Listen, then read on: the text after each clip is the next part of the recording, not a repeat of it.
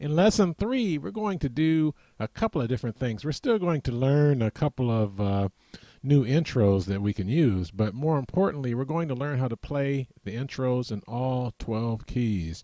You always hear people talk about, well, it's important to know how to play in all 12 keys, then you'll get an idea, and then they'll say, okay, now you make sure you practice this idea in all 12 keys, and for most of us, if somebody tells us to do that, we're probably not going to do it. So anyway, in this lesson here, we're actually going to go ahead and do it. We're going to learn a few new intros, and then with these intros, we're going to play them in all 12 keys. That way you can see me doing it, and you can practice doing it yourself along with me. So anyway, the first concept we're going to do is going to be something that we call pedaling the bass note. And what that is you've probably heard things like this.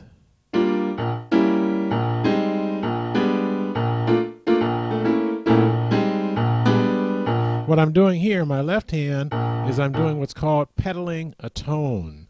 So what I'm doing, the concept that we're going to learn today is in our key, we're going to stick with E flat since the first 2 lessons were done in E flat. And in E flat, what I'm going to do is I'm going to use our 5th. So the key is E flat. We're going to play a 5th in our left hand. So the 5th in E flat is the B flat. And if you don't remember the numbers, then go back and look at lessons 1 and lesson 2 and then refresh yourself on the scale tone numbers. So anyway, the 5th in the key of E flat is going to be a B flat. So what I'm going to do here is I'm going to play, let me just use one B flat first.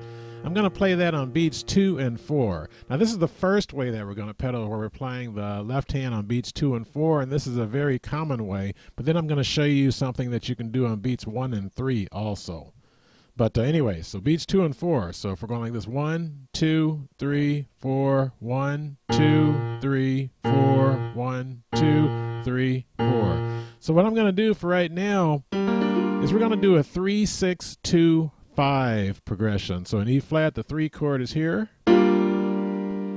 6 chord is here. And we're actually, let's keep it minor since that's, or no, let's keep it minor first. I'll show you a different way in a minute, but. So the 6th chord is a C minor 7, 2 chord, F minor 7, 5 chord, B flat dominant 7th. Okay, so we're going to do those chords. But let's do this. Let's make it a little bit more interesting. So for our 3 chord, we're still going to play the G minor 7.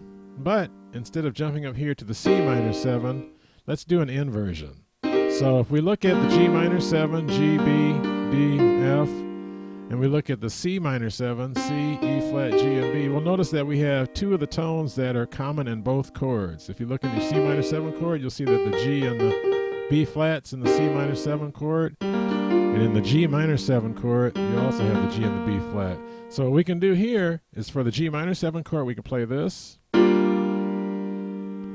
C minor 7 chord, what we can do is we add the C and the E because we got G and B flat, so we add the C and the E. So the 3 chord, the G minor 7 chord is this. 6 chord. 2 chord, it's going to be a regular F minor 7, F, A flat, C, and E flat.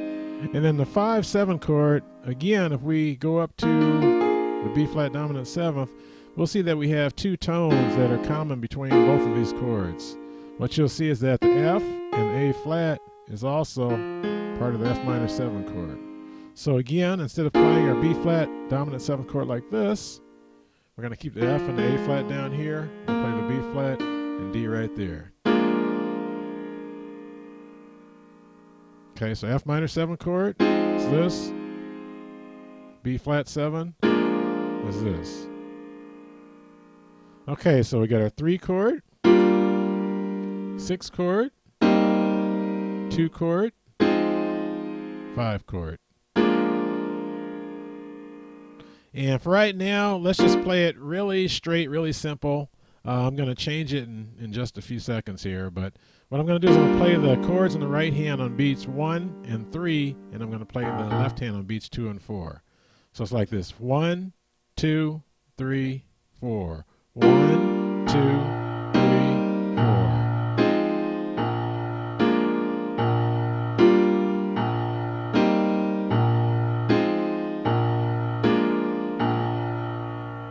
Now what I'm going to do is I'm going to start off on beat 1 with the chord, but I'm going to change the rhythm just a little bit. So to sound like this: 1, 2, 3, 4. Then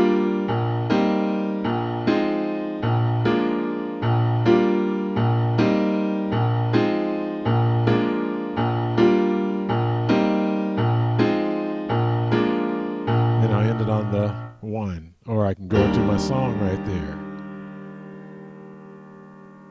Okay, now the way that we just played this is not the most interesting way, and not the most interesting sound that you can get. What I'm actually going to do is we're going to change the chords. We're still going to keep the progression the same. We're still going to do the 3, 6, 2, 5, but I'm going to change the chords that I play in my right hand just to make it sound more interesting.